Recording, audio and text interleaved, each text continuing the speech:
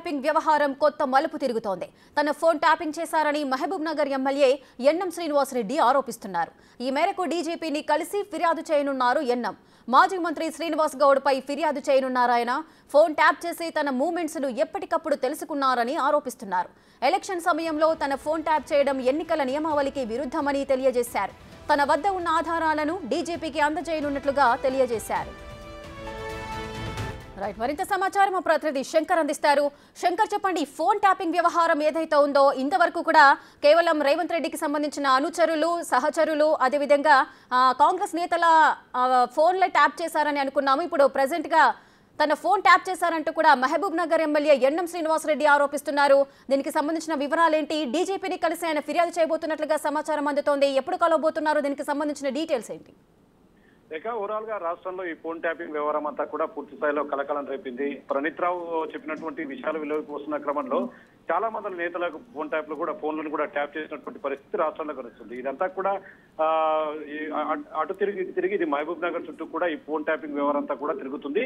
తాజాగా మహబూబ్ నగర్ ప్రజెంట్ స్థానిక ఎమ్మెల్యేగా ఉన్నటువంటి ఎన్ఎం శ్రీనివాసరెడ్డి సైతం ఈ రోజు సాయంత్రం 3 గంటల ప్రాంతంలో రాష్ట్ర డీజీపీని కలిసి కూడా తన ఫోన్ ట్యాప్ అయిందని చెప్పి కూడా మాజీ మంత్రి శ్రీనివాస్ గౌడ్ పై కూడా ఫిర్యాదు చేయబోతున్నట్టుగా తెలుస్తుంది. దీనికి సంబంధించి సరైన ఆధారాలతో సహా పూర్తి స్థాయిలో డీజీపీకి ఆయన సబ్మిట్ చేయనున్నారు. పూర్తిగా తను ఎలక్షన్ ప్రచారంలో ఉన్నప్పుడు, అంటే గడిచిన అసెంబ్లీ ఎన్నికలకు సంబంధించి ఎన్నికల సమయంలో తను ప్రచారంలో ఉన్నప్పుడు కానీ తన ఫోన్ ట్యాప్ చేయడం పూర్తి స్థాయిలో ఎన్నికల నిబంధనలకు ఉల్లంఘించారనే విషయాన్ని కూడా పూర్తి స్థాయిలో ఆయన డీజీపీకి చెప్పే ప్రయత్నం చేస్తున్నారు. ఈ క్రమంలో తనకు సంబంధించిన ఫోన్ ను ట్యాప్ చేశారు, తన బంధువులకు సంబంధించినటువంటి ఫోన్ ట్యాప్ తో సహా తన అనుచర వర్గం ఏదైతే ఉందో వారికి సంబంధించినటువంటి మొత్తం ఫోన్లను కూడా ట్యాప్ చేయడం, వారిని పూర్తి స్థాయిలో బెదిరింపులకు పాల్పడే విధంగా ఈ ప్రక్రియ కొనసాగిందని చెప్పి కూడా ఎన్ఎం శ్రీనివాసరెడ్డి దీనికి సంబంధించి రాష్ట్ర డీజీపీని కలవబోతున్నాడు.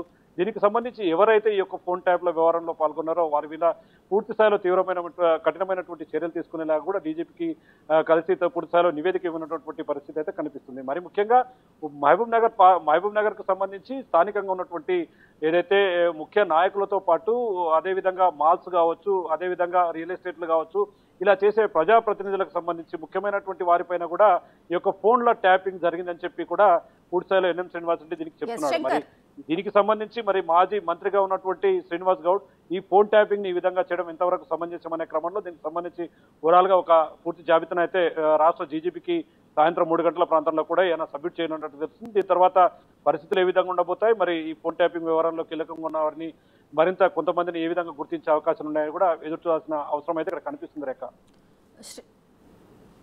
శంకర్, అయితే ఈ ఫోన్ ట్యాపింగ్ జరిగింది అని మంత్రికి ఏ విధంగా తెలిసింది? అయితే ఇన్ని రోజులు ఎప్పుడు కూడా దీనికి సంబంధించి కూడా బయటికి రాలేదు, ఈ విషయానికి సంబంధించి కూడా ప్రస్తావించలేదు. ఇప్పుడు శంకర్ గౌడే తన ఫోన్ ట్యాపింగ్ చేయించారు అన్నదానికి ఎన్ఎం శ్రీనివాసరెడ్డికి సంబంధించి ఆయన దగ్గర ఎటువంటి ఆధారాలు ఉన్నాయి?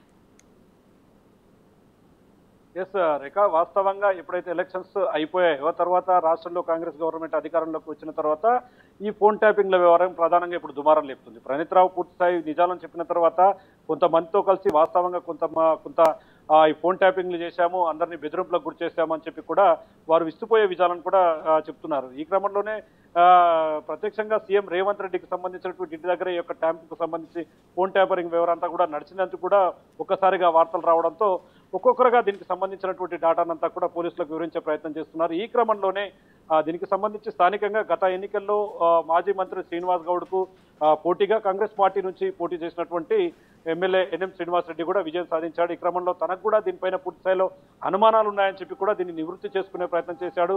దీంట్లో భాగంగానే తన ఫోన్ ను ట్యాప్ చేశారని చెప్పి కూడా ఆయన నిర్ధారణకు వచ్చినట్టుగా తెలుస్తుంది. ఆయనతో పాటు ఆయన బంధువులకు, ఆయన సహచరులను కూడా ఫోన్ ట్యాప్ చేశారు. తను ఏం మాట్లాడుకుంటున్నాడు, తను ఏం చెప్పబోతున్నాడు అనేది పూర్తి స్థాయిలో విని వారు పూర్తిగా ఈ ప్రజాస్వామ్యాన్ని కూనీ చేశారు.